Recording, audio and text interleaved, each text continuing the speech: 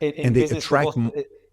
in business, you heard the saying. There's a stat that in the boardroom, the loudest person is the one that is listened to, not the one that is right, or not the one that Yeah, has the it's facts. true. Patrick, one last thing I want to ask you about is your interview with Netanyahu, Prime Minister Netanyahu. Yes. You said you got a lot of death threats from it. Very, very sensitive topic, probably the most difficult topic I've ever had to cover.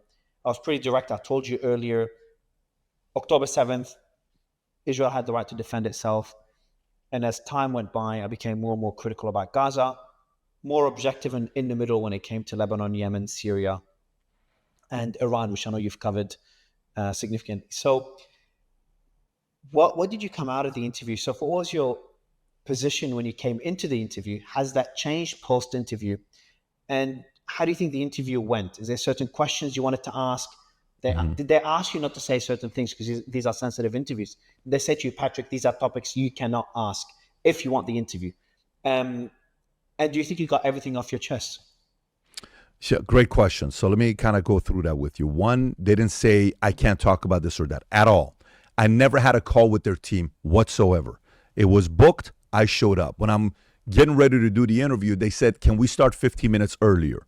That was the only thing that threw us off a little bit. We started 15 minutes earlier, and I'm on the other building. When you come to our campus one of these days, we're on 11 acres on an airport, and there's the one hangar on this side, and there's a one hangar on the other side. And they're not close to each other. You got to get downstairs, get on a golf cart, drive this way. That was the only thing that threw us off, was the 15 minutes earlier, because he was ready to go. He was here 15 minutes early on the screen like you are right now.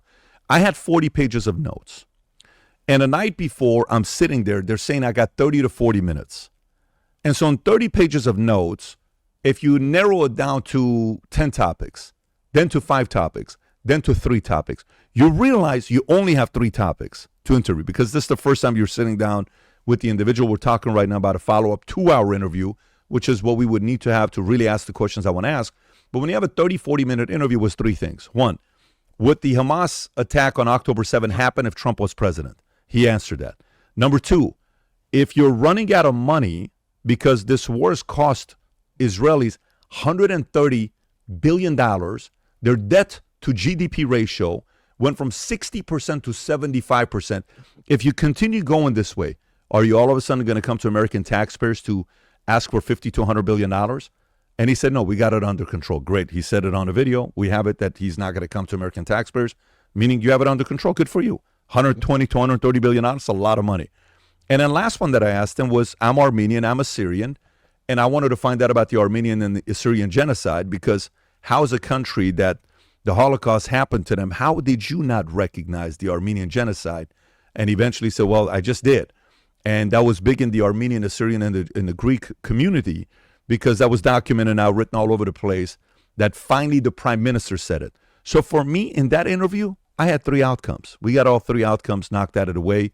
And some of the guys are, well, you didn't ask this, you didn't. You're right. I didn't ask any of that stuff. I had 2 hours. I didn't ask the question about how did you not know that, if you claim you have the best military intelligence, Mossad, how did you not know that they were attacking you, and how could that happen on your borders? I didn't ask that question because a week before, the trigonometry host asked the question already, the exact same question that I wanted to ask. Literally 2 hours. I was here at the office 6 o'clock in the morning. 2 hours. That's on my top 3 list to ask the question. They're like, watch this question. It was asked a week before. I'm like, okay, so that was out the question.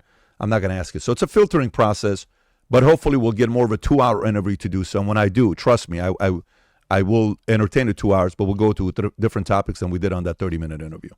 And you managed to piss off another president, President Erdogan. So congratulations on that. I don't mind that part at all. Patrick, absolute pleasure, sir. Thank you so much for jumping on. Likewise.